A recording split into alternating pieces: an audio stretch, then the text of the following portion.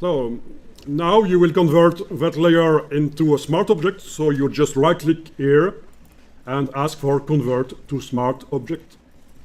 It means if you want to modify the shadow, it's too late.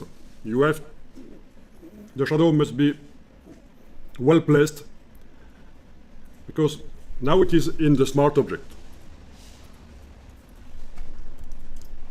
What we'll do now is put on that smart object a blur filter.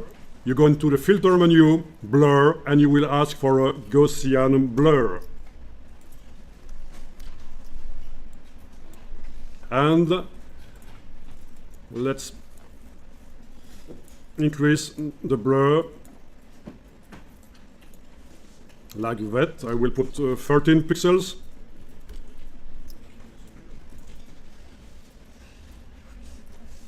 Click OK in that dialog box, and the blur is showing in the layers panel. Since you just put the filter on a smart object, you are able to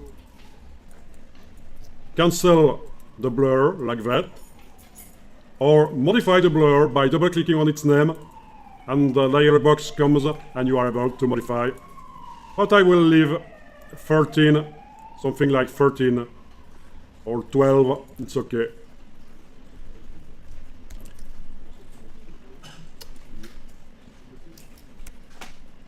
Okay, it's working for you, no problem.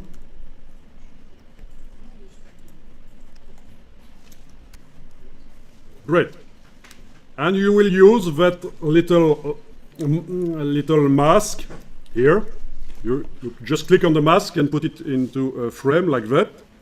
And in that mask you will draw a gradient.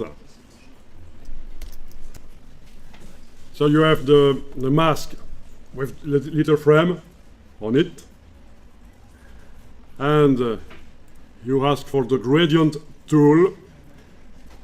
And here you should be working with a black and white gradient like that. And you will apply it with that way of applying gradients, the linear gradient. It should be in normal mode, 100% opacity. And you just draw on the shadow like that, and the gradient comes into the filter mask. And you don't have to cancel. You do not have to cancel a gradient before making a new one, you just draw. And you should be able to see that the gradient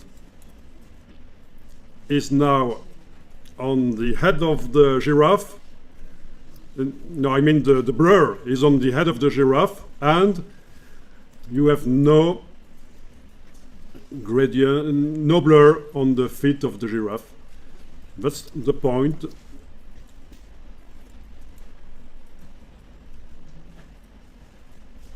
The closer the shadow to the object, the sharper it is.